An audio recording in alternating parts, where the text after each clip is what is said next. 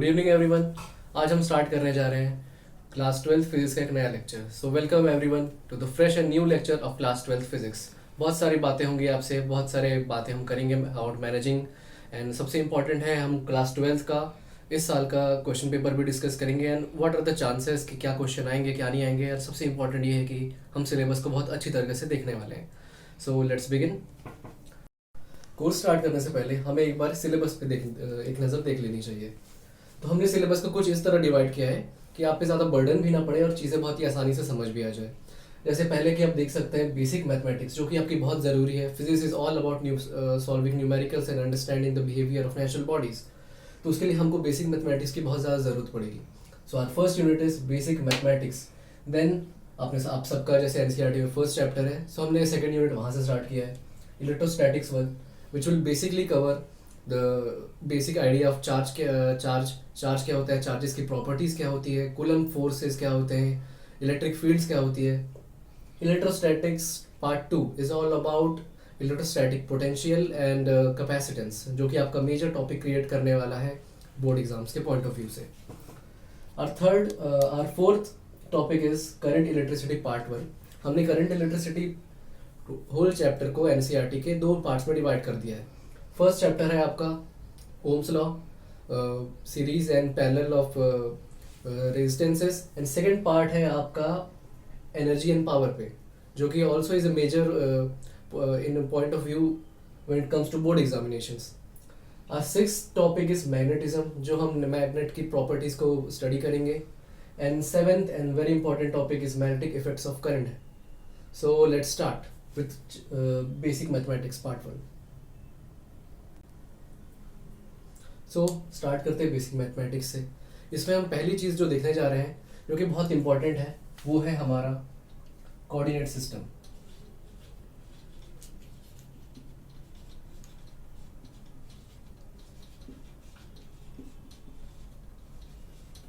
Coordinate system start करने से पहले कुछ बातें आपसे करनी बहुत ज़रूरी है। लाइक हम बेसिक मैथमेटिक्स क्यों पढ़ रहे हैं? हम डायरेक्ट इलेक्ट्रोस्टैटिक्स से भी स्टार्ट कर सकते थे, बट जैसे कि आपने क्लास 11 में पढ़ा होगा अच्छे से, या बस पढ़ा होगा, तो आपने देखा होगा कि क्लास 11th में फिजिक्स बेसिकली मैकेनिक्स के अराउंड घूम रही होती थी, बट उसमें बहुत सारे न्यूमेरिकल्स होते थे, बहुत सारी अलजेब्रिक आइडेंटिटीज़ लग रही होती थी, बहुत सारे ट्रिग्नोमेट्री लग रहा होता था। आप में से कई को बहुत सारी परेशानियां भी होती होंगी, बट क्लास 12th में वो परेशानियां आपको मैथमेटिक्स के पॉइंट ऑफ व्यू से ना हो। अगर आपका फिजिक्स क्लियर है तो आप मैथमेटिक्स के चलते आप ना रुके, उसके वजह से उसके लिए बेसिक मैथमेटिक्स का आपका पढ़ना बहुत ज़रूरी है। तो पहला पार्ट है हमारा कोऑर्डिनेट सिस्टम। क्लास 7th में हम सब ने पढ़ा होगा कोऑर्डिनेट सिस्टम क्या होता है, डिस्टेंस फार्मूला, सेक्शन फार्मूला, ये सब इस साल 12th में लगने वाली हैं। तो सबसे पहले देख लेते हैं कि कोऑर्डिनेट सिस्टम का डेफिनेशन क्या है, ये है क्या एक्चुअली। कभी आपने जीपीएस यूज़ किया है? आप सब ने यूज़ किया है। तो एक जीपीएस को, एक फ़ोन को कैसे पता चलता है आपकी लोकेशन क्या है? आप में से बहुत कोई जानते होंगे कि जीपीएस कुछ 3 सैटेलाइट्स को यूज़ करता है आपकी लोकेशन को जानने में। तो कैसे काम करता है मैं बताता हूँ। जो सैटेलाइट्स होती हैं वो अर्थ को एक फॉर बेटर अंडरस्टैंडिंग प्लेन की तरह व्यू करती है, और एक 3D स्पेस की तरह व्यू करती है, जो हम आगे देखने वाले हैं। दोनों में डिफरेंस है। तो आपकी वो एग्जैक्टली कोऑर्डिनेट्स को फाइंड कर लेती है। अगर आपके कोऑर्डिनेट्स फाइंड हो जाते हैं तो आपका लोकेशन भी मिल जाता है। तो हम इस कोऑर्डिनेट्स को देखने वाले हैं। तो स्टार्ट। कोऑर्डिनेट सिस्टम में पहला आपका आता है डेफिनेशन कि कोऑर्डिनेट सिस्टम है क्या। तो आप सब कोई नोट करेंगे, coordinate system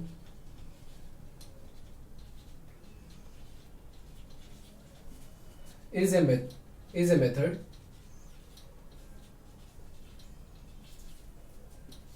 to locate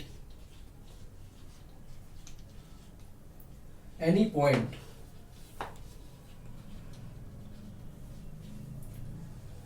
on or outside the earth। On और आउटसाइड द अर्थ से हमारा क्या मतलब है? जब हम स्पेस की बातें करते हैं तो खाली बस ये अर्थ तक लिमिटेड नहीं रह जाता है। स्पेस का मतलब होता है, मतलब कहीं भी, एवरीथिंग वॉइड, जहाँ भी किसी चीज़ को रेस्ट करने का प्लेस मिले। कभी आपने अपने टीचर या अपने दोस्तों में सुना होगा that sky is the limit, sky is the not the limit, space is the limit, will find out how. The second point हम इसमें लिखने जा रहे हैं, चलिए इसको पूरा कर लेते हैं, आउटसाइड अर्थ। ठीक है, सेकेंड पॉइंट हम इसमें लिखने जा रहे हैं कि टाइप्स, कोऑर्डिनेट सिस्टम्स की टाइप्स क्या क्या होती हैं। एक सी और पेन से लिख लेते हैं, types of coordinate system.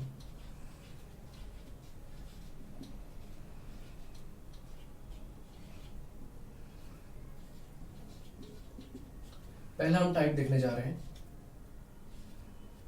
Cartesian coordinate system. दूसरा एक टाइप होता है जिसको हम कहते हैं स्फेरिकल कोऑर्डिनेट सिस्टम। एंड तीसरा टाइप होता है जिसको हम कहते हैं, और तीसरा कोऑर्डिनेट सिस्टम जो हम देखते हैं उसको कहते हैं सिलेंड्रिकल कोऑर्डिनेट सिस्टम। उसमें से आपके काम के जो है वो सिर्फ कार्टेशियन कोऑर्डिनेट सिस्टम है, बाकी की ये दोनों इस साल तो आपके काम के नहीं। अगर आप हायर स्टडीज़ के लिए इंजीनियरिंग में जाते हैं तो आप इन दोनों को भी पढ़ेंगे, साथ में कार्टेशियन भी पढ़ेंगे, but with the exam point of view of class 12 boards as well as JEE mains and advance, ये दोनों किसी काम के नहीं हैं। तो चलिए स्टार्ट करते हैं कार्टेशियन कोऑर्डिनेट सिस्टम से। आपने क्लास 11 में जैसे पढ़ा होगा, तो एक बार फिर से इस चीज़ को रिवाइज कर लेते हैं। कार्टेशियन कोऑर्डिनेट सिस्टम किसी भी पॉइंट को यूनिकली 2 या 3 वेरिएबल्स के फॉर्म में रिप्रेजेंट करता है। अगर मैं आपको बोलूं कि जैसे ही एक रूम है जो कि ऑब्वियसली है, यहाँ पे एक मच्छर है, तो उस मच्छर की मैंने एक पॉइंट नोटिस की, एक पर्टिकुलर टाइम पे एक मच्छर इस पॉइंट पे था। तो मैं अगर आपसे पूछूं इस पर्टिकुलर टाइम पे मच्छर किस पॉइंट पे था, आपको पता है यहाँ पे है, बट आप उसको डिस्क्राइब कैसे करोगे? कार्टेशियन कोऑर्डिनेट सिस्टम्स के मदद से आपको 2 या 3 वेरिएबल्स के फॉर्म में उसके लोकेशन मिलेंगे और आप पर्टिकुलरली बता पाओगे कि इस टाइम पे इस मच्छर की पोजीशन कहाँ थी और ये यूज़ कहाँ आती है। कभी आपने गेम में या कभी देखा है असली में आर्मीज़ की वेपन सिस्टम्स में बहुत स्पीड से एक एयरक्राफ्ट जा रहा होता है, नीचे से आर्मी फायर करती है कोई बड़े से मिसाइल को, और वो मिसाइल उसका पीछा करते करते करते जाके उसको स्ट्राइक करता है। तो ये कैसे होता है? क्योंकि वो तो बहुत ही एडवांस सिस्टम्स होते हैं जो कि हमारे तो अभी तो किसी काम के नहीं, हम समझ भी नहीं पाएंगे, बट वो कोऑर्डिनेट सिस्टम्स का ही यूज़ करती हैं। वो बाकी और कॉन्सेप्ट्स भी लगाती है, लाइक प्रोबेबिलिटी, इस पोजीशन की में उसकी लोकेशन यहाँ थी तो अगले पोजीशन में इतने टाइम पे उसकी पोजीशन कहाँ होगी उस हिसाब से स्ट्राइक करता है। But the main core is coordinate system, कि उसको उसकी लोकेशन यूनिकली पता है। तो let's start. Cartesian coordinate systems भी हम 2 पार्ट्स में पढ़ने वाले हैं। पहला 2D एंड दूसरा है 3D। तो 2D कोऑर्डिनेट सिस्टम में हम बेसिकली किसी भी पॉइंट को 2 वेरिएबल्स के फॉर्म में डिस्क्राइब करते हैं। Let's say x and Y, क्योंकि बहुत ज़्यादा पॉपुलर है, आप यूज़ किए हैं, तो इसका डेफिनेशन अच्छा होगा कि अगर आप लिख लें। लिखिए 2D Cartesian system uses 2 variables, कुछ भी नाम ले सकते हैं उसका, अगर वेरिएबल है तो हमारी मर्जी, हम एक्स एंड वाई लेते हैं, X and Y, to uniquely locate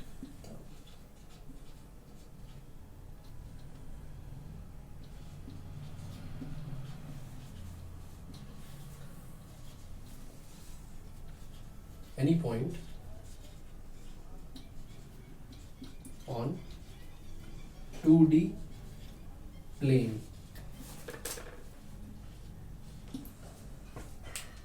हम 2D प्लेन को यहाँ पे अंडरलाइन करेंगे। क्यों करेंगे? क्योंकि ये कोऑर्डिनेट सिस्टम 2D है। 2D का मतलब 2D का मतलब आपने क्या जानना है? 2D का मतलब है कि किसी भी प्लेन का एक आप 2D का मतलब होता है कोई भी सॉलिड सरफेस जिसकी बस 2 लेंथ हो और ब्रेथ हो, कोई उसका वॉल्यूम ना हो।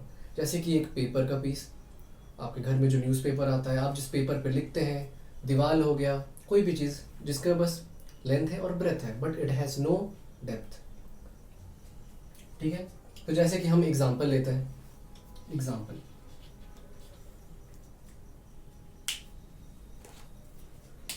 मान लो एक बर्ड आ रही है उड़ती हुई हवा से, ठीक है, वो आपके मान लीजिए इस बोर्ड पे आके बैठी है, तो हम कैसे जानेंगे कि बर्ड किस पोजीशन में आके यूनिकली बैठी है यहाँ पे?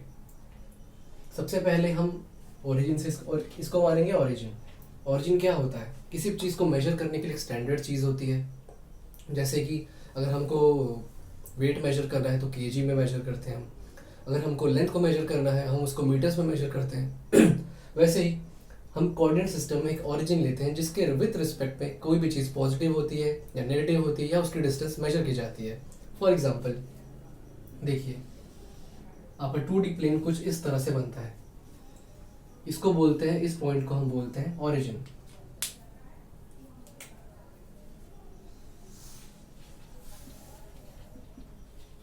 ये पॉइंट होती है ओरिजिन, जिसकी वैल्यू होती है, आप सब जानते होंगे, 0,0।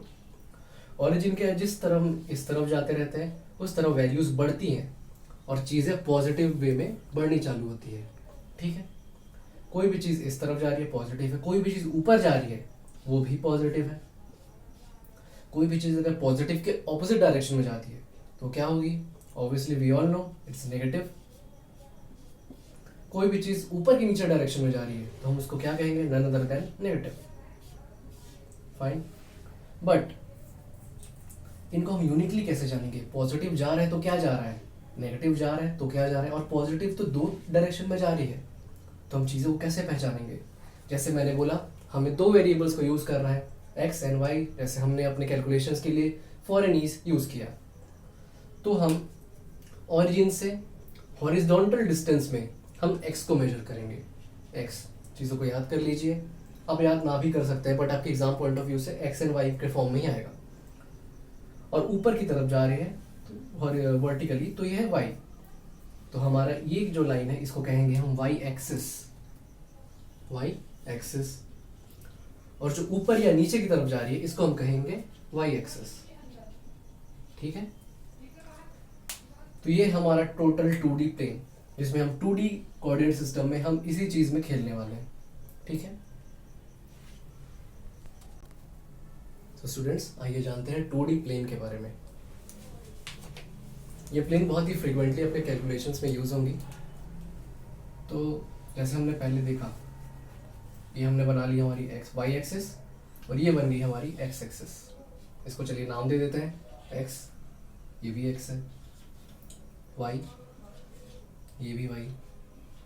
तो ये तो बन गया हमारा 2D प्लेन और यहाँ पे बना दिया हमने ओरिजिन। ठीक है, तो बहुत बार आपने अपने टीचर से सुना होगा या बहुत बार आपके कैलकुलेशंस में भी, मैथ्स में भी यूज हुआ होगा कि कोऑर्डिनेट्स होते क्या है। कभी आपने सोचा है? 4 कोऑर्डिनेट्स टीचर ने बता दिए, 1 2 3 4, बट एक्चुअली इनका मतलब क्या होता है हम आज देखने जा रहे हैं। ये क्या है? ये A4 sheet of paper plane. इसको हम एक 2D प्लेन समझ सकते हैं क्योंकि इसके पास देखिए लेंथ है, इसके पास ब्रेथ भी है, बट इसके पास कोई विड्थ नहीं है। एक्चुअली है बट नेग्लिजिबल है, उसको 0 मानते हैं। तो एक काम करते हैं, तो चलिए एक काम करते हैं, इसको हम 2 बार फोल्ड करते हैं।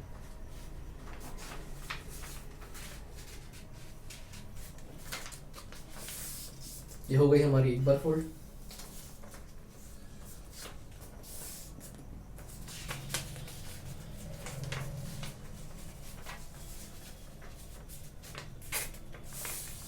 और ये बन गया हमारा दूसरा फोल्ड। तो जब हम इसको खोलते हैं तो हमें ऐसे 4 स्पेसेस दिखाई पड़ते हैं। आप थोड़ा पास से देखेंगे तो आपको दिख रहा होगा कि ये 4 एरियाज में डिवाइडेड हो चुके हैं। कुछ कॉमन चीज़ आपको दिखी इसमें कि 2D प्लेन जैसा मैंने आपको दिखाया कि ये एग्जैक्टली वही 4 हिस्सों में डिवाइड हो रहा है। तो हम 4 हिस्सों को क्या बोलते हैं? कोई भी चीज़ अगर 4 हिस्सों में डिवाइड हो रही है तो उसको हम क्या, एक एक हिस्से को क्या कहते हैं? क्वाड्रेंट कहते हैं। इसीलिए जस्ट बिकॉज इसके 4 हिस्से बने हैं इसलिए हम इसको क्वाड्रेंट कहेंगे। तो चलिए एक एक करके सारे क्वाड्रेंट्स को देख लेते हैं। पहला क्वाड्रेंट, क्वाड्रेंट नंबर 1। ठीक है, इसमें क्वाड्रेंट नंबर 1, ये वाला पार्ट अब देखिए, ये वाला पार्ट, इसमें हम ओरिजिन से इस तरफ जा रहे हैं। तो मैंने क्या बताया था, चीज़ें क्या हो रही हैं यहाँ पे? पॉजिटिव ज़्यादा हो रही हैं। यहाँ पे 1 है, यहाँ पे 2 है, यहाँ पे 3 है, तो चीज़ें पॉजिटिव डायरेक्शन में आगे बढ़ते जा रही हैं। तो यहाँ एक चीज़ तो कंफर्म है कि यहाँ हमारा जो x है ये हमारा हमेशा पॉजिटिव रहेगा। ठीक है, और यहाँ हम जैसे y को देख रहे हैं वाई यहाँ पे 1 है, यहाँ पे 2 है, यहाँ पे 3 है, तो यहाँ पे वाई भी इंक्रीज होता जा रहा है। तो एक चीज़ एक और कंफर्म है कि हमारा वाई भी यहाँ पे पॉजिटिव होगा। तो चलिए फर्स्ट क्वाड्रेंट के बारे में हमने ये इंफॉर्मेशन निकाल ली है कि यहाँ पे y जो है ये भी पॉजिटिव है, x है ये भी पॉजिटिव है। अब हम देखते हैं उसके पड़ोसी सेकंड क्वाड्रेंट को। यहाँ पे जो x है ये नेगेटिव डायरेक्शन में हमको जाता हुआ दिख रहा है। पहले है -1, फिर है -2, फिर है -3। चीज़ें बढ़ रही हैं या कम हो रही है? वेल, अपना अपना पर्सपेक्टिव है। इसको हम कह सकते हैं कि चीज़ें कम हो रही है। पहले -1 था, -2 था, -3, but at the same point आपको ये भी पता चल सकता है कि ये नेगेटिव डायरेक्शन में बढ़ रही हैं। तो चीज़ें नेगेटिव डायरेक्शन में इंक्रीज होते जा रही है। तो हमको ये चीज़ कंफर्म हो रही है कि x जो है ये हमारा नेगेटिव ही रहेगा, क्योंकि ज़ीरो तो हो नहीं सकता, ज़ीरो है हमारा ओरिजिन में। तो हमारा x जो है यहाँ पे नेगेटिव है। हम यहाँ पे x कोई भी वैल्यू ले लें, 1 ले लें, 2 ले लें, 3 ले, उसके सामने एक चीज़ हमको दिखेगा जो है माइनस साइन। तो x जो है ये कॉन्स्टेंटली माइनस रहेगा सेकेंड क्वाड्रेंट में। यहाँ हम बीच में कोई भी वैल्यू ले लें, से 1.5, बट उसके साथ भी माइनस साइन लगेगा। तो हम इस साइड में अगर एक बार आ गए हैं तो हमारा x तो है माइनस। अब हम y को देख लेते हैं एक बार। y तो पहले भी वैसा ही है, y ऊपर की तरफ जा रहा है, 1 2 3 4, नीचे तो जा नहीं रहा है। तो हमारा y क्या है, इसमें पॉजिटिव है। तो हम ये चीज़ भी जान चुके हैं हमारे सेकंड क्वाड्रेंट के बारे में कि इसमें x जो है ये नेगेटिव जा रही है, बट हमारा y जो है ये कॉन्स्टेंटली पॉजिटिव डायरेक्शन में बढ़ रहा है। अब देखते हैं उसके नीचे थर्ड क्वाड्रेंट के बारे में। थर्ड क्वाड्रेंट में हम जैसे देखने जा रहे हैं, हमारा x को आप इस तरह याद रखिए, ओरिजिन से, हर चीज़ आपको ओरिजिन से मेजर करनी है। ओरिजिन से आपको जाना है हॉरिजॉन्टली, इस तरफ तो जा नहीं सकते क्योंकि इस तरफ कुछ और ही क्वाड्रेंट आ जाएंगे, हम देखेंगे। हमारा थर्ड क्वाड्रेंट ऑब्वियसली इस तरफ ही आएगा।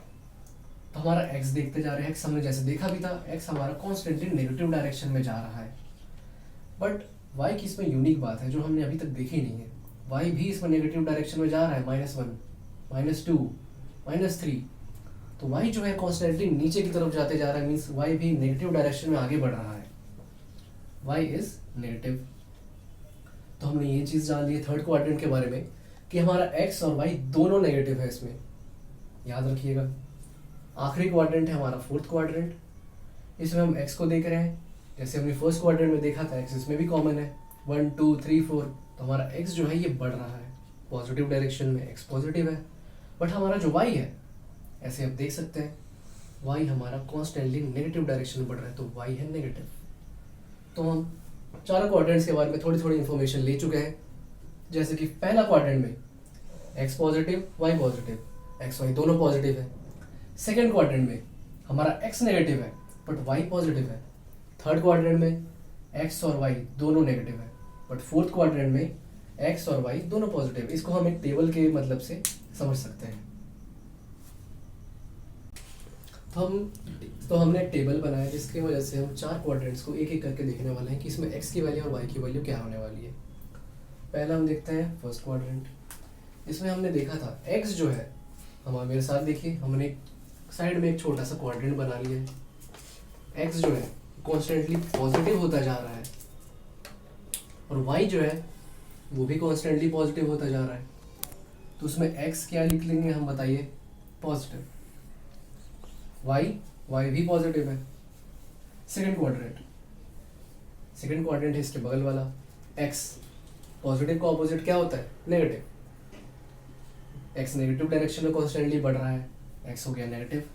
y अभी भी पॉजिटिव डायरेक्शन में ऊपर बढ़ रहा है, तो ये पॉजिटिव हो गया। थर्ड क्वाड्रेंट में हम आ जाते हैं, x नेगेटिव डायरेक्शन में बढ़ रहा है, x हो गया हमारा नेगेटिव। y हम देख रहे हैं नेगेटिव डायरेक्शन में नीचे जा रहा है, y नेगेटिव है। फोर्थ क्वाड्रेंट की हम बात करें अगर, x इस बार पॉजिटिव डायरेक्शन में जा रहा है तो ये पॉजिटिव है, y नीचे जा रहा है जो कि है नेगेटिव डायरेक्शन, तो हम लिख देंगे इसको नेगेटिव। ये टेबल आपके बहुत काम का आने वाला है। आपको बस पॉइंट्स दे दिए जाएंगे, आपको क्वेश्चन में ये पता करना पड़ेगा कि हमारा जो पॉइंट है वो कौन से क्वाड्रेंट में लाई करता है और हमें इसकी ज़रूरत क्या है, हमें क्वाड्रेंट्स क्यों जानना है। हम इसमें जैसे कि आगे आगे फॉर्मूलाज लगाते जाएंगे, आइडेंटिटीज लगाते जाएंगे, डेरिवेशंस भी करेंगे, उसमें हमको ये पता करने की बहुत ज़्यादा आवश्यकता होगी कि हमारा जो पॉइंट है, हमारा जो ऑब्जेक्ट है, या मान लीजिए हम एक वायर से इलेक्ट्रिसिटी पास कर रहे हैं, तो कौन से क्वाड्रेंट में लाई कर रहा है। आप इस चीज़ को देखेंगे कि एक एक क्वाड्रेंट के चेंज होने से फॉर्मूलाज में भी बहुत सारा डिफरेंस आता है। पॉजिटिव नेगेटिव के डिफरेंस से आपके बहुत सारे मार्क्स कटे होंगे फॉर सिली मिस्टेक्स। तो अगर आपके मार्क्स कट सकते हैं तो सोचिए फिजिक्स जैसा बहुत बड़ा जिसमें डेरिवेशंस इन्वॉल्व होते हैं, उसमें बहुत सारे मेजर ब्लंडर्स हो सकते हैं बस पॉजिटिव या नेगेटिव के डिफरेंस से। तो हमें इस चीज़ का बहुत ज़्यादा ध्यान रखना पड़ेगा कि पॉजिटिव नेगेटिव डायरेक्शन किस चीज़ पर डिपेंड करते हैं, क्वाड्रेंट्स पे, और क्वाड्रेंट्स की नॉलेज आपको बहुत अच्छे से होनी चाहिए।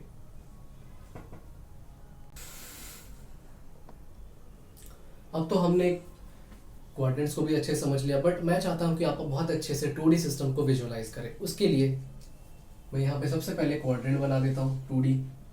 अब हम इस चीज़ के यूज टू हो चुके हैं कि कोई भी लाइन ऐसे करके अगर हमने किसी ने बना दी तो हम उसमें ऑटोमेटिकली यहाँ पे एक x लिख देंगे, एक x हम यहाँ लिख देंगे, y यहाँ पे हम एक बनाएंगे और यहाँ पे हम एक y बनाएंगे, और सामने वाले को कह देंगे कि ये हमारा XY प्लेन।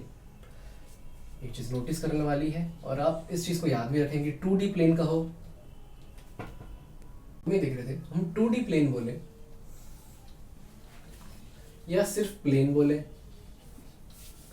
या हम इसे एक्स वाई प्लेन बोले, तीनों का मतलब क्या होता है, तीनों का मतलब कुछ यही फिगर होता है, ये जो हमने बनाया है क्रिस क्रॉस। ठीक है, तो चलिए हम इसको स्टार्ट करते हैं विजुअलाइज करना। हमने यहाँ पे देखी 1 2 3 4 4 कोऑर्डिनेट्स देखी है। इसके हमने सीरीज कैसे बनाई है, पहला, इसके बाद दूसरा, तीसरा, चौथा। हमने ऐसे क्यों बनाया, हम इसमें उल्टा क्यों नहीं ले सकते थे, कभी हमने इमेजिन किया है, कभी अपने 11th में भी इमेजिन नहीं किया इस चीज़ को, बट अब हम देखने वाले हैं। पहला, सारे पॉजिटिव है फर्स्ट, और धीरे धीरे चीज़ें डिस्टर्बेंस आनी चालू होती है। पहला सब सारे पॉजिटिव है, सेकेंडली करके हमारा जो एक्स है ये हमारा नेगेटिव डायरेक्शन में बढ़ने लगता है। नीचे हम जैसे ही जाते हैं तो एक्स और वाई दोनों नेगेटिव हम कर देते हैं, बट फोर्थ में आते आते हम फर्स्ट का रिफ्लेक्शन यहाँ पे देखते हैं, जिससे कि फर्स्ट यहाँ धीरे धीरे पॉजिटिव हो रहा है और वाई स्टिल नेगेटिव है। तो वैसे कभी आपने अच्छे से अगर एंगल सिस्टम को पढ़ा होगा, जैसे क्लास 5th में इंट्रोडक्शन होता है एंगल सिस्टम्स का, कि बेटा देखो ये होता है हमारा 0 डिग्री, ये होता है कहीं आसपास हमारा 30 डिग्री, 45 डिग्री हमारा सबका फेवरेट है, एकदम बीच में 45 डिग्री।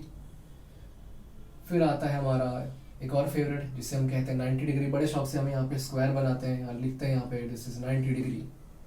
फिर चीज़ें ऑप्टिव्स में जानी चालू होती है, 90 के ऊपर यहाँ पे आएगा हमारा 135 डिग्री। फिर हमारा एक और फेवरेट आएगा यहाँ पे 180 डिग्री।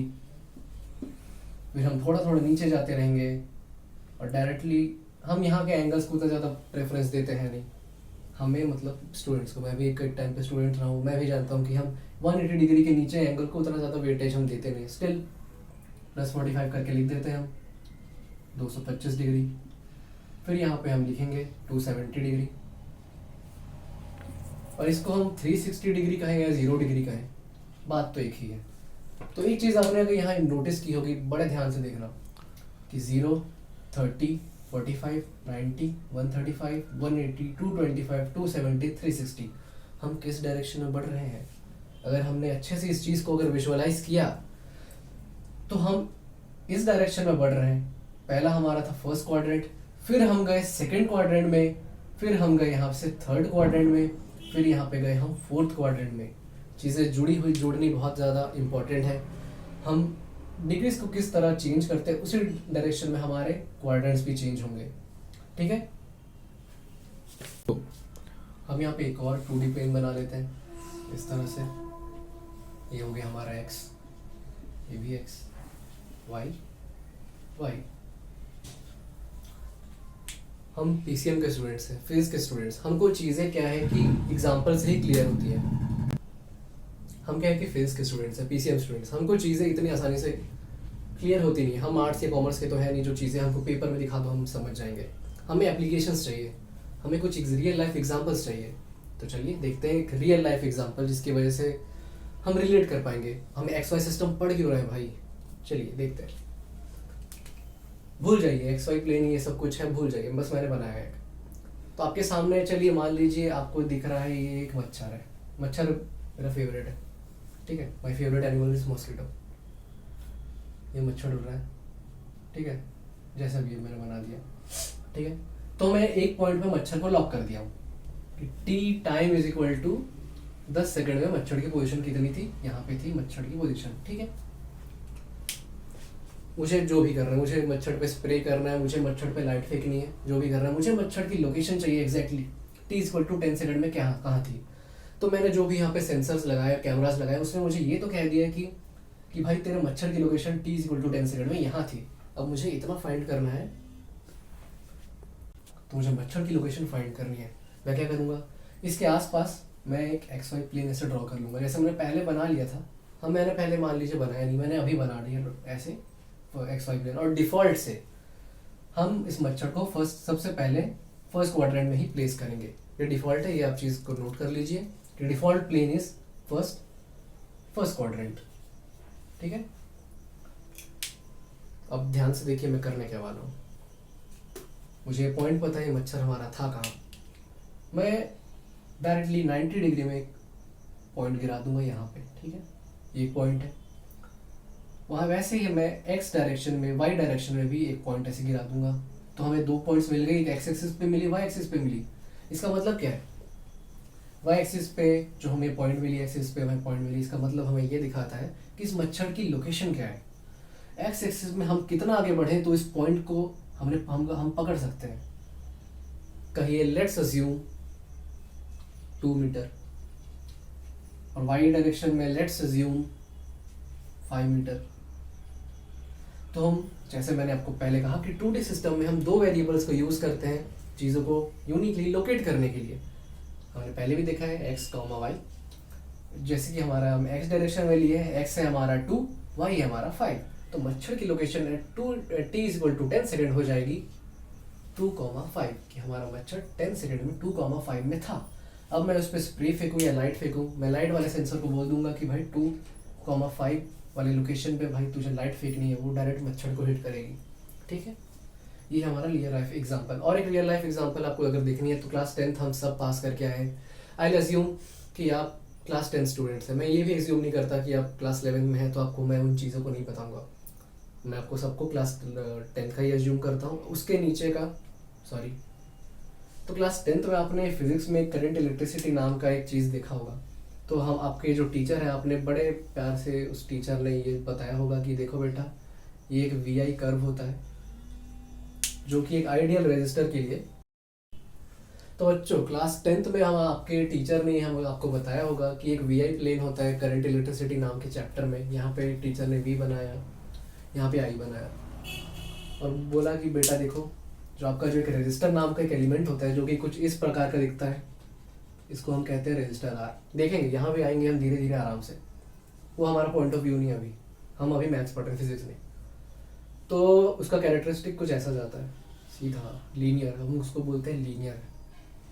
तो कभी आपने टीचर से पूछा कि सर ये जो आपने बनाया है ये क्या है, पूछा होगा तो टीचर ने बताया था कि देखो बेटा, इसको कहते हैं हम वी आई प्लेन, ठीक है, V I plane, V I plane. आपको ये चीज़ नोटिस नहीं की होंगी, बट आप एक्स वाई प्लेन उस टाइम पढ़ चुके थे इनडायरेक्टली। जो हमारे वी आई प्लेन है, कितने वेरिएबल्स हैं हमारे पास, एक हमारा वी वेरिएबल है, एक हमारा आई वेरिएबल है। हम एक्स वाई प्लेन जब पढ़ते हैं एक्स एंड वाई, तो हमारी ये एक वेरिएबल है, ये एक वेरिएबल है। तो हमने जो बनाया ना, ये क्रिस एंड क्रॉस, ये एक्चुअली क्या है, ये एक्चुअली प्लेन ही है, 2D प्लेन है। हम चीज़ों को पहले एक बार देख चुके हैं, बट हम डीप एनालिसिस यहाँ कर रहे हैं। जैसे कि आपने क्लास 11 में मैकेनिक्स में पढ़ा होगा, या आपने यहाँ पे स्पीड बना दिया v, यहाँ पे आपने डिस्टेंस या टाइम बना दिया, से टाइम बना दिया t। फिर आपने एक बहुत ही उठपटांग से कोई कर्व बना दिया आपके टीचर ने। टीचर कहता है कि देखो इसकी स्पीड ना देखो ऐसे चेंज हो रही है, ऐसे ऐसे ऐसे ऐसे, ठीक है। तो ये क्या है, ये भी आपका एक प्लेन ही है, 2D है। आपके पास दो कॉन्स्टेंट्स हैं v एंड t, ये भी हमारा इस प्लेन जैसा ही है। कैलकुलेशंस भी हमने वैसे ही किए थे, बट बात यह है कि हमने यहाँ पे बस एक ही पॉइंट बनाया और हमने यहाँ पे एक कर्व बना दिया। बात क्या है कि हमने बस यहाँ पे पॉइंट बनाया, यहाँ पे कर्व बनाया। ये आप क्लास 11 में एक शब्द सुना होगा आपने, जिसको कहते हैं लोकस, ठीक है। मैं इस पॉइंट को, इस मच्छर को अगर एक टाइम तक अगर नोटिस करूँ, मैं बस यहाँ एक ही टाइम लिया है, t = 10 सेकेंड। अगर मैं यहाँ पे यही चीज़ ले लूँ, t = 10 second to t = 50 seconds go. तो मुझे जैसे बताया कि t = 10 सेकेंड से t = 50 सेकेंड तक अगर हम इस मच्छर की पोजीशन को ट्रेस करें, तो 10 पे हमारा पोजीशन ऐसा था, 11 पे हमारा पोजीशन ऐसा होगा, 12 पे ऐसा होगा, 13 पे मान लीजिए कुछ ऐसा गया, तो ऐसा कर करके 50 तक मान लीजिए मच्छर का हमारा पोजीशन कुछ ऐसे उड़ता है। तो हमने सबने देखा कि मच्छर जो है सीधा लाइन में तो उड़ता नहीं, रॉकेट की तरह, मच्छर ऐसे ऐसे ऐसे से उड़ता है। तो हम ये जो पॉइंट्स है हम इसको एक साथ मिला के ट्रेस कर सकते हैं। ये देखिए ऐसे, ठीक है, ये हमने पॉइंट्स एक कर्व बनाया है। ये हमारे सिलेबस में फिलहाल तो नहीं है, बट आप इन चीज़ों को पढ़ेंगे, आपके अंडरस्टैंडिंग के लिए बहुत इंपॉर्टेंट है। टॉपिक में आते हैं वापस। हमने 2D प्लेन की पूरा विजुअलाइजेशन समझा। अब हम आने जा रहे हैं एडवांसमेंट में, जिसको कहते हैं 3D। तो चलिए हम जंप कर चुके हैं 3D कार्टेशियन कोऑर्डिनेट सिस्टम पे। हमने 2D को बहुत ही अच्छे से देखा, बहुत ही अच्छे से समझा, विजुअलाइज किया, बट अब हमारी बारी है एडवांसमेंट में आने की।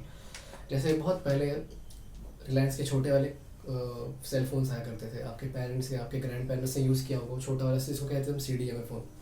जैसे जैसे टाइम बीतता गया, टेक्नोलॉजी एडवांस होती गई, हमने देखा कि सेल फोन्स की साइजेस बढ़ी हैं, सेल फोन्स में इंटरनेट आया। CDMA से हम जंप किए 2G पे।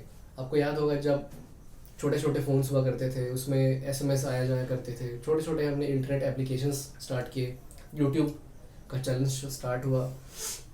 फिर धीरे धीरे हम जंप किए 3G पे। जब यूट्यूब ने और बड़ा जंप लिया, इंटरनेट फैसिलिटी ने और बड़ा जंप लिया, हम गूगल से और ज़्यादा फ्रीक्वेंटली इंटरेक्ट करने लगे। फाइनली 2015-16 में जब 4G आया, हम और ज़्यादा एडवांस हुए। अभी बात चल रही है 5G में। तो चीज़ें पिछले से ज़्यादा एडवांस होते जा रही है। यही रिवाज है सोसाइटी का, यही रिवाज है टेक्नोलॉजी का। तो हमने जैसे 2D पढ़ा, तो हम इसके एडवांस वर्जन को भी पढ़ेंगे। इसके बाद जो है, इसके हम कहते हैं 3D।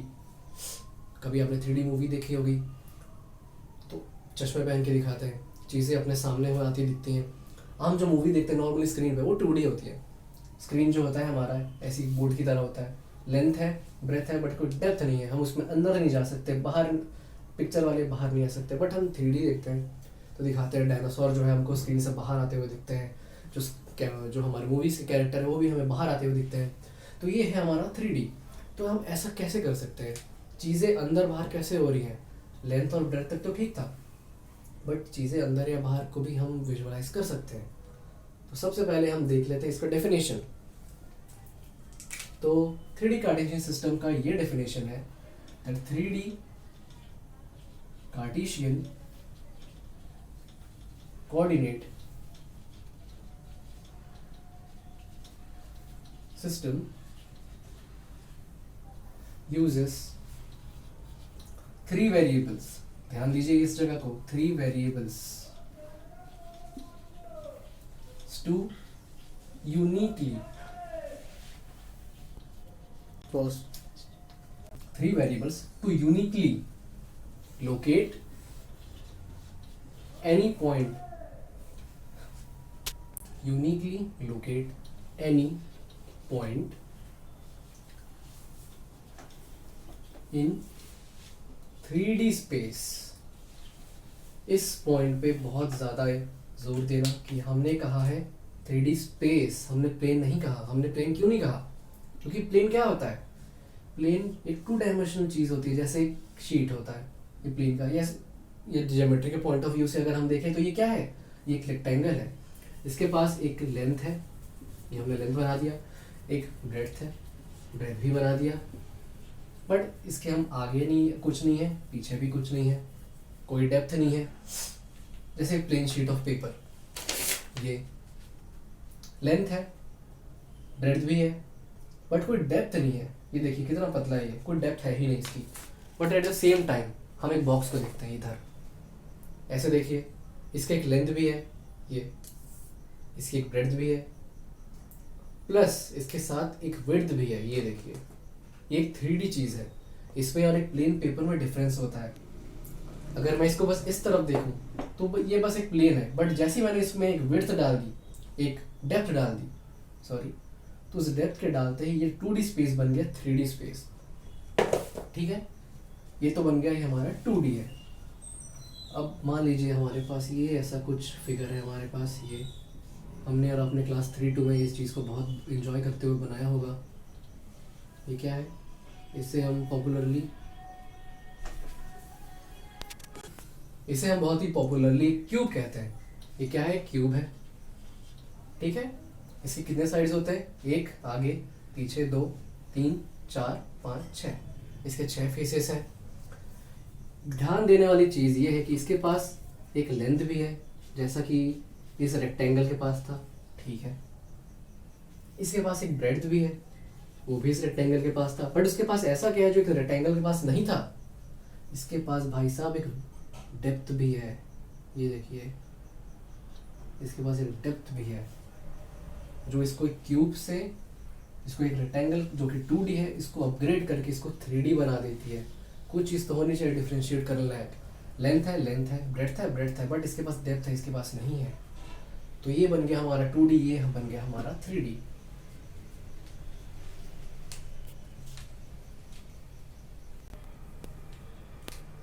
तो स्टूडेंट्स, जैसे कि हमने 2D में देखा था, हमने 2D प्लेन किस तरह बनाया था, अगर आपको याद हो तो ये और ये 4 क्वाड्रेंट्स हैं। बट बेसिकली हम हमेशा फर्स्ट क्वाड्रेंट के बारे में बात करते हैं, क्योंकि डायग्राम वगैरह बनाते हैं होती है हमें। तो ये देखिए ऐसे बनाते हैं, हमारा कर्व ऐसा गया, ठीक है।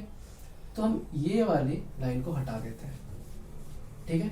बहुत ही रफली हटाया, बट आप समझ सकते हैं कि हम बस फर्स्ट क्वाड्रेंट के बारे में बात कर रहे हैं। ये हमारा फर्स्ट है, हमने यहाँ पे लिख दिया x है, x एक्सिस, ये हमारा है y एक्सिस। ये हमारा बहुत ही सिंपली बन गया 2D प्लेन। लेंथ है हमारे पास, लिखना मत एग्जाम में कि लेंथ और ब्रेथ वाली सिस्टम, नहीं तो मार्क्स पाने की जगह हमें मार्क्स 0 में जाना पड़ेगा, वैसा मत करना।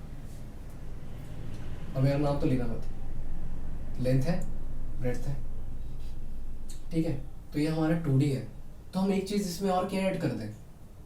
ये हम एक चीज़ यहाँ पे और ऐड कर दे रहे हैं। ये क्या है हमारा? ये अननोन सी चीज़ क्या है जो बाहर की तरफ आ रही है? ये तो ठीक था, ये हमारा हॉरिजॉन्टल डायरेक्शन में जा रहा है, ये हमारा वर्टिकल डायरेक्शन में ऊपर या नीचे हो रहा है। बट ये क्या चीज़ है जो बाहर आ रही है? इसको हम क्या एक्सिस का नाम दें? अल्फ़ाबेटिकल ऑर्डर में अगर हम देखा जाए तो x के बाद y आता है, y के बाद हम z आता है, तो हम इसको z एक्सिस के नाम से भी पुकार सकते हैं कि भाई ये है z एक्सिस।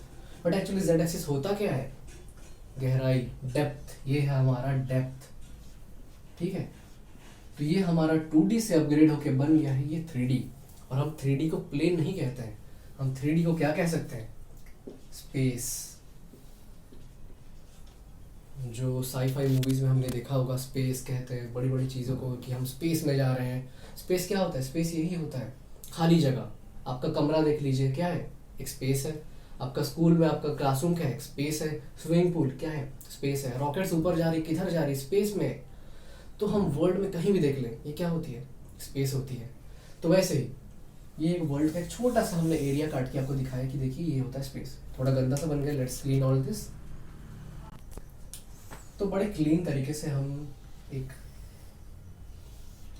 स्पेस को बनाते हैं। ऐसे बन रहा है, आपको चीज़ें दिख रही ना, ये बाहर आ रही है, ये टेढ़ी टेढ़ी लाइन नहीं है, ये बाहर आ रही है। अब एक 2D प्लेन में हम बाहर आता, तो कैसे दिखा दें? हम इस प्लेन को तो मैं ऐसे चिपका नहीं सकता, बट हम इसको चीज़ को ऐसे इमेजिन कर सकते हैं कि ये लाइन ऐसे गई है, ये मार्कर हमारा ऐसे खड़ा है, और ये मार्कर हमारा बाहर आ रहा है, ठीक है। इसको हमने नाम दिया है x एक्सिस, इसको हमने नाम दिया है y एक्सिस, इसको हमने नाम दिया है z axis. z axis, x axis इस तरफ जा रहा है, y एक्सिस इस तरफ जा रहा है, z एक्सिस इस तरफ जा रहा है। मैं अब चाहता हूँ कि आप विजुअलाइज करें, पेन तो कॉपी के अंदर रख लिया और कॉपी को आप कर दे बंद।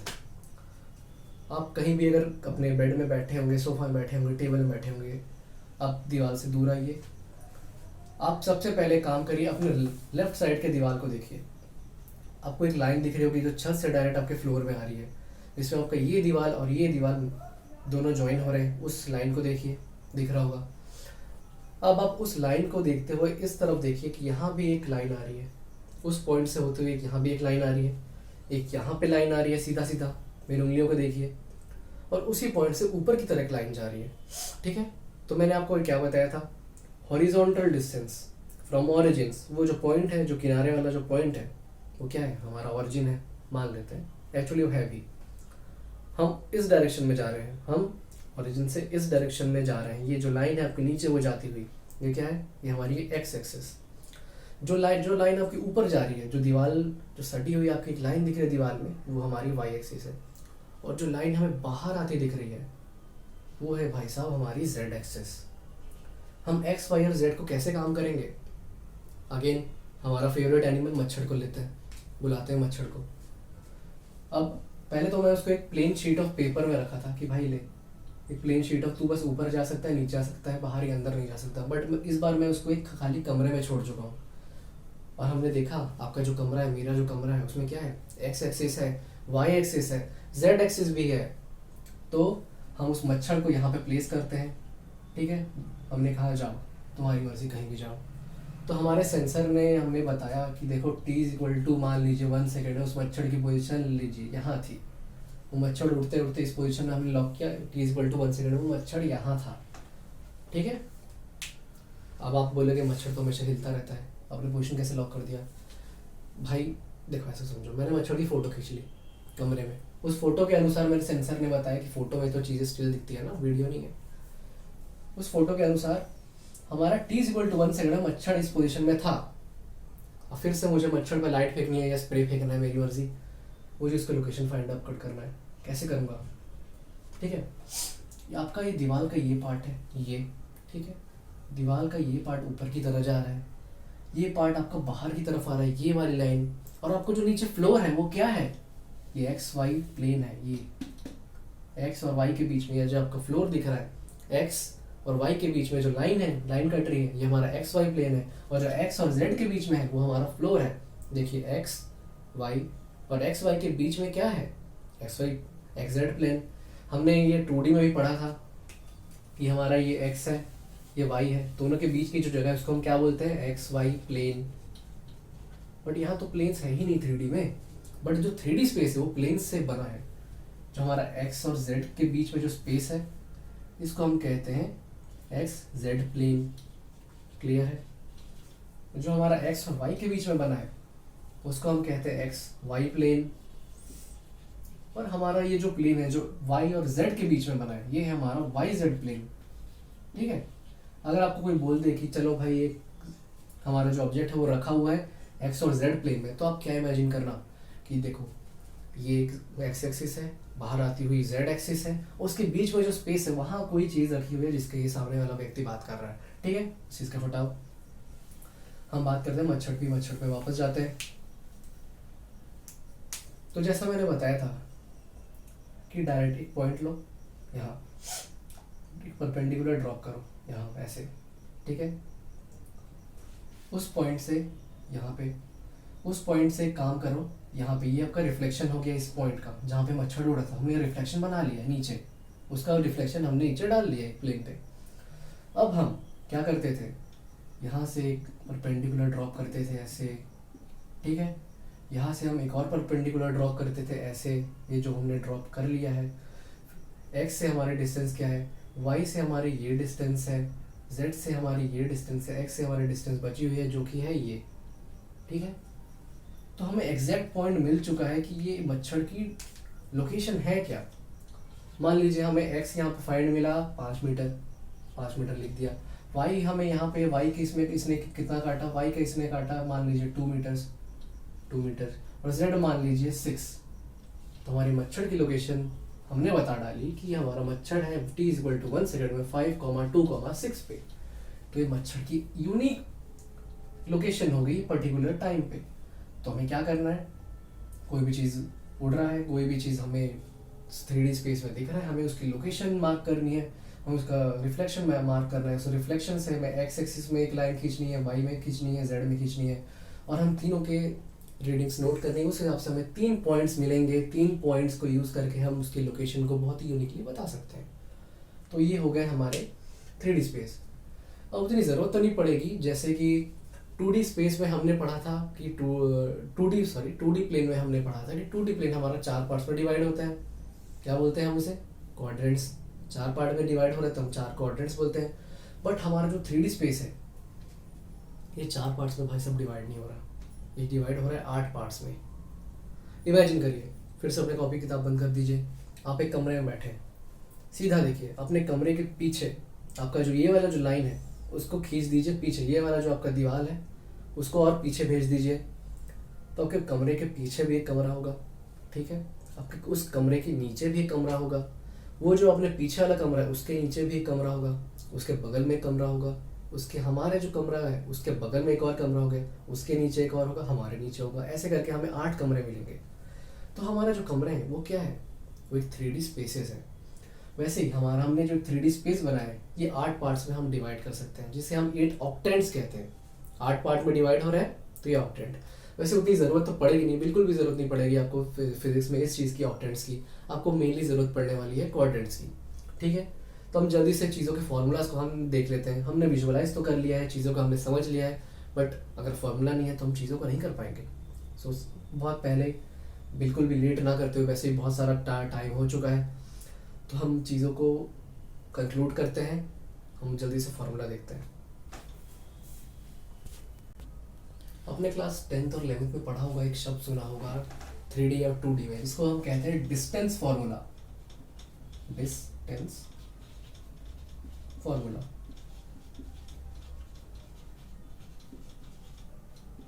हम कोई भी चीज़ नहीं पढ़ रहे, हमने ये चीज़ों को आप पहले ही पढ़ चुका है, हम बस चीज़ों को रिकॉल कर रहे हैं क्योंकि हमें बहुत ज़्यादा ज़रूरत पड़ने वाली है। हम 2D की अगर बात करें, 2D प्लेन की, तो मान लीजिए हमारे पास 2 पॉइंट्स हैं। पॉइंट मान लीजिए नाम दे दिया हमने A, नाम दे दिया हमने B। हमारे फेवरेट एनिमल मच्छर को लाते हैं हम।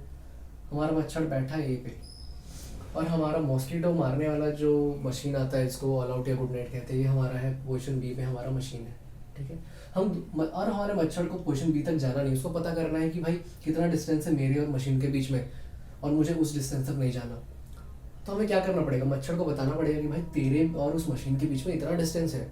तो 3D स्पेस में हम 2D प्लेन में डिस्टेंसेस को कैसे निकालते हैं। देखिए हमारा जो पॉइंट है, गौर कीजिएगा 2D है, तो हम कितने वेरिएबल्स के फॉर्म में इसको लिखेंगे, 2 variables x and y। b का भी कितना होगा, मान लीजिए हमने इसको नाम दे दिया, चलिए for is x1 and y1। b को हमने नाम दे दिया x2 एंड y2। हमें पता करना है कि इन दोनों के बीच का जो डिस्टेंस है भाई वो कितना है। हमने काम किया, हमने एक लाइन बना दी, डिस्टेंस ड्रॉ करने के लिए काम आती है। डी को लिख दिया, डिस्टेंस है हमारा, पता नहीं है, डी एक वेरिएबल है, डिस्टेंस है, पता नहीं कितना है, हम फाइंड आउट करेंगे। तो एक फॉर्मूला है, बहुत पहले मैथमेटिशियन से निकाला था, कि बहुत ही उन्होंने अपने पूरी लाइफ डेडिकेट की थी इस चीज़ के। अब डेरिवेशन पूछेंगे, डेरिवेशन भी ईजी है, बट हम उस पॉइंट पे अभी जाएंगे नहीं। तो डी का फॉर्मूला बहुत ही आसान सा है, D is equal to under root of, किसी भी पोजीशन को ले लीजिए, x2 x1 x2 minus x1 का whole square plus y2 minus y1 का होल स्क्वायर। तो ये हो गया हमारा डिस्टेंस फार्मूला। डिस्टेंस फार्मूला के मदद से हम कोई भी आर्बिट्ररी 2 पॉइंट्स के बीच में डिस्टेंस निकाल सकते हैं, और ये फार्मूला है 2D स्पेस के लिए, ध्यान रखिएगा, 2D प्लेन के लिए। सॉरी, बार बार स्पेस आ जाता है क्योंकि नया चीज़ है, 3D स्पेस बहुत ही एडवांस चीज़ है, तो बार बार 3D स्पेस मुंह से निकल जाता है मेरे। 2D प्लेन, और 2D प्लेन बहुत ही हम आसानी से पहचान सकते हैं क्योंकि एक वेरिएबल x1 है, दूसरा वेरिएबल x2 है, पहला वेरिएबल y1 है, दूसरा वेरिएबल y2 है, 2 ही वेरिएबल्स का काम है इधर। तो ये है 2D। अगर हम बात करें हैं इधर किस चीज़ की, 3D स्पेस की, तो 3D स्पेस में भी यही हालत हो सकता है कि हमारा भाई वही मच्छर आ रहा है, A पे है, और B में मान लीजिए उसका कुछ है जो वहाँ तक वो जाना नहीं चाहता, उसकी लोकेशन हम ट्रेस कर लेते हैं x1, y1, z1 में, और B की लोकेशन है हमारी x2, y2, z2। लाइन खींच लेते हैं जो कि डिस्टेंस को डिनोट करेगी, इन दोनों के बीच में भाई सही में दूरी है d। इसका फॉर्मूला क्या होगा, सेम होगा भाई, बट एक वेरिएबल हमारा और लग जाएगा, सेम पैटर्न में, बहुत ही आसान है। d stands for distance is equal to under root of x2 minus x1 का whole square plus y2 minus y1 का होल स्क्वायर।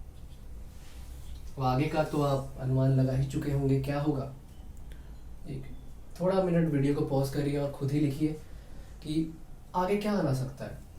यहाँ पे 2 वेरिएबल्स थे तो हमने 2 वेरिएबल्स के लिए ये लिखा था, बट हमारे पास एक एडिशनल वेरिएबल z1 और z2 आ चुका है। हम क्या लिख सकते हैं? बिल्कुल सही, अगर आपने सही बोला होगा तो ये है हमारा z2 माइनस z1 का होल स्क्वायर। ये बन गया हमारा डिस्टेंस फॉर्मूला फॉर 3D। इतनी नॉलेज 3D और 2D के लिए काफ़ी होगी आपको फिजिक्स के प्रॉब्लम सॉल्व करने और उसके डेरिवेशंस को बनाने के लिए। आई होप आपने आज की क्लास को बहुत ही सीरियसली देखा होगा, बहुत ही ज़्यादा एंजॉय किया होगा, बहुत ही ज़्यादा बातें की हमने बहुत अच्छे एग्जांपल्स लिए। इन चीज़ों को आपको भूलना नहीं है, हमारे आगे के डेरिवेशंस और चीज़ों में बहुत ज़्यादा हेल्प होगी। तो I hope you have enjoyed the class and